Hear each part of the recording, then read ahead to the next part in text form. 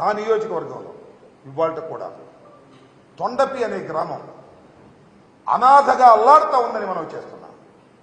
Total ముస్లిం minorities అందరూ కూడా ఊరు వదిలి వెళ్ళిపోయి అక్కడో ఇక్కడో తలదాచుకునేటటువంటి పరిస్థితి ఏర్పడింది.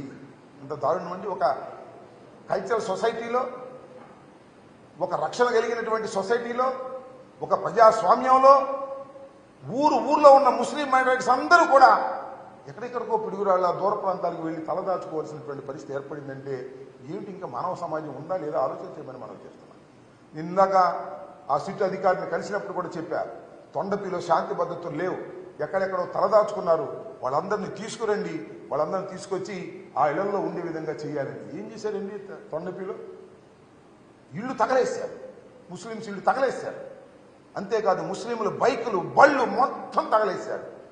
దారుణంగా ప్లాన్గా చేసి పోలింగ్ అయిపోయిన రోజు సాయంత్రం చాలా దారుణంగా వ్యవహరించారు. అలాగే మాదల్లో కూడా జరిగింది. మాదల్లో తట్టుకోగలిగారు, కానీ తొండపిలో మాత్రం తట్టుకోలేక గ్రామాలు వదిలి పారిపోయినటువంటి పరిస్థితి. చాలా చోట్ల నుంచి నాకు ముస్లిమ్స్ ఫోన్ చేస్తున్నారు, ఏమండి తొండపి వాళ్ళు మా దగ్గరికి వచ్చారు, వాళ్ళు రక్షణ కల్పిస్తున్నాం, ఏంటండి తొండపి ఎప్పుడు వెళ్తారు ఏంటని నేను మనవి చేస్తున్నా. మీ ద్వారా సిట్కి మనవి చేస్తున్నా, మీ ద్వారా పోలీస్ అధికారులకు మనవి చేస్తున్నా. కొత్త ఎస్పీ గారు ఇంకా జాయిన్ అయినట్టుగా లేరు, వాళ్ళందరికీ మనవి చేస్తున్నా. తొండపిలో శాంతి భద్రతలు నెలకొల్పే విధంగా చూడండి. ఎవరైతే ఇళ్లు వదిలి పారిపోయి ఎక్కడో తలదాచుకుంటున్నారో వాళ్ళందరినీ తీసుకొచ్చేటటువంటి ప్రయత్నం చేయండి. ఇలాంటి పరిస్థితి నేను ఈ మధ్యకాలంలో ఎప్పుడు చూడలేదు.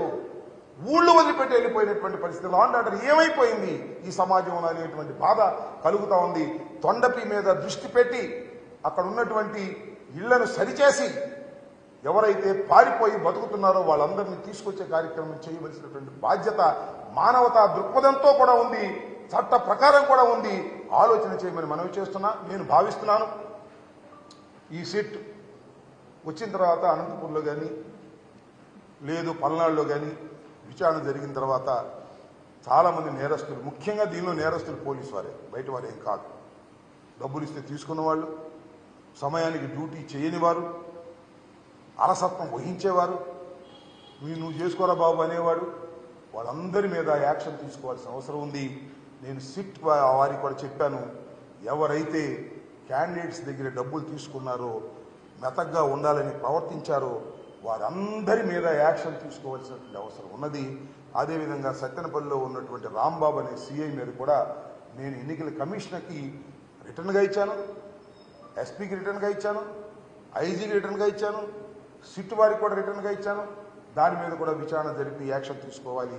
కొంతమంది పోలీస్ అధికారుల మీద నేను మనవి చేస్తున్నాను.